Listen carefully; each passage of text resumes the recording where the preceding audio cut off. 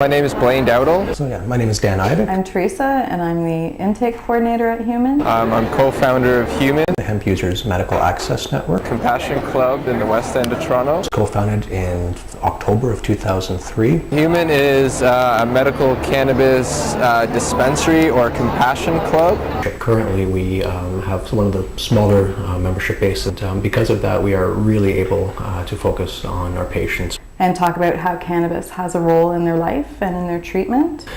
There's a lot of healing that happens within our walls, not using just medical cannabis, but we also like to promote talk therapy and just caring about other people in general. We offer informal counseling and professional counseling to our members. We see a lot of chronic pain diagnosis, anything from spinal cord injury, arthritis type diagnoses.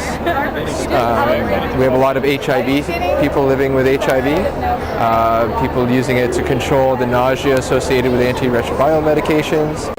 I have HIV, I'm HIV positive, I have malignant hypothermia, and I also have degenerative disc diseases.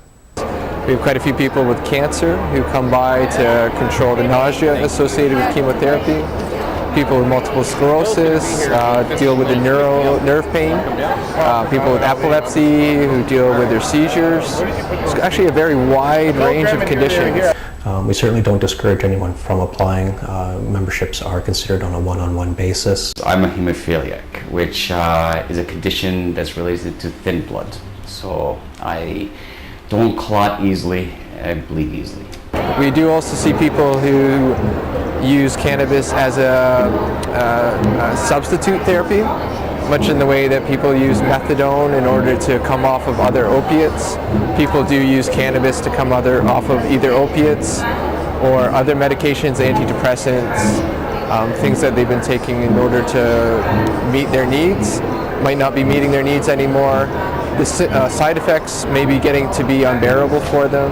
With pain medication, a lot of times the liver will encounter difficulty after years of using, which can all be avoided or alleviated by using cannabis in its place. As far as the medical marijuana goes, I don't believe that I could have,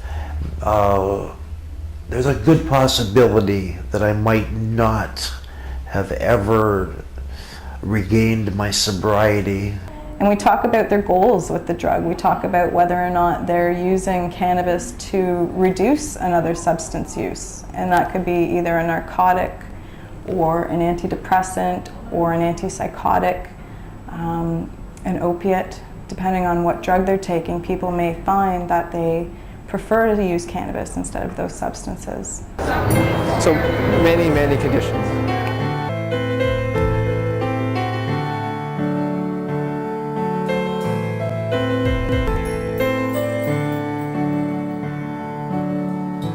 All around me are familiar faces, worn out places, worn out faces. Well, before I was diagnosed, I had a really good job. And my medical condition has played a huge, huge impact on my life.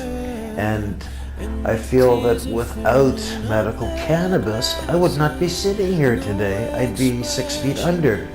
I'm always swollen, sometimes bedridden for weeks. Pain is a big factor. So it does affect me quite a bit.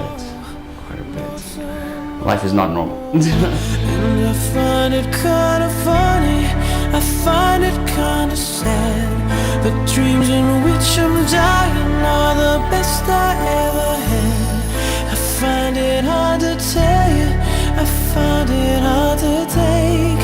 When people run in circles, it's a very, very... I was basically the boss.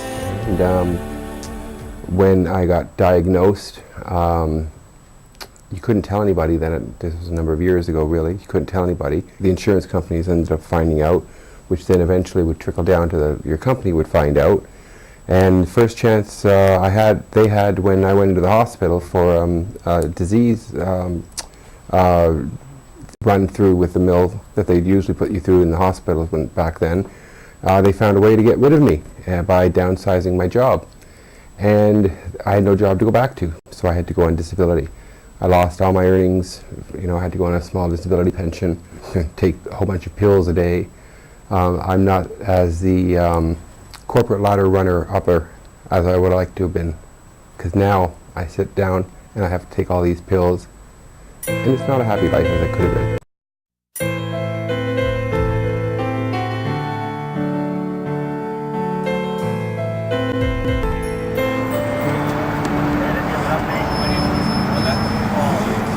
Prior to medical marijuana,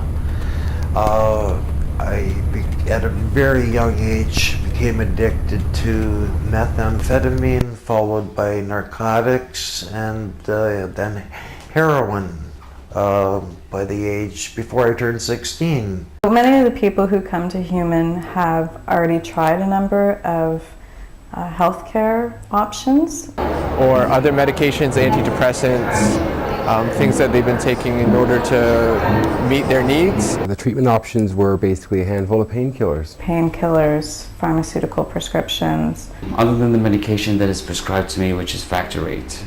With pain medication, a lot of times the liver will encounter difficulty after years of using. By 18, I went on to methadone. We had Sesame, we had Navalone. Physiotherapies, reflexologies. Home remedies, ice packs to control the pain, the swelling. And that's basically pills that you really have no control over your body. Side effects may be getting to be unbearable for them. Sesame, for instance. Well, the tetrahydrocannabinoid there is in such a powdered form, and it's Navalone or Sesame, that it has to be ingested in the body and then wait for it to dissolve. You know, it's an automatic stone for 6 hours, 4 to 6 hours, and you have no control over where it's going to take you. You know. But I couldn't do anything really properly or to my abilities. Really, there's nothing else. And what they're finding is that they still have certain symptoms that are not being addressed. And sometimes you can get depressed because of it. Never did I ever think that I wouldn't be driving a car again.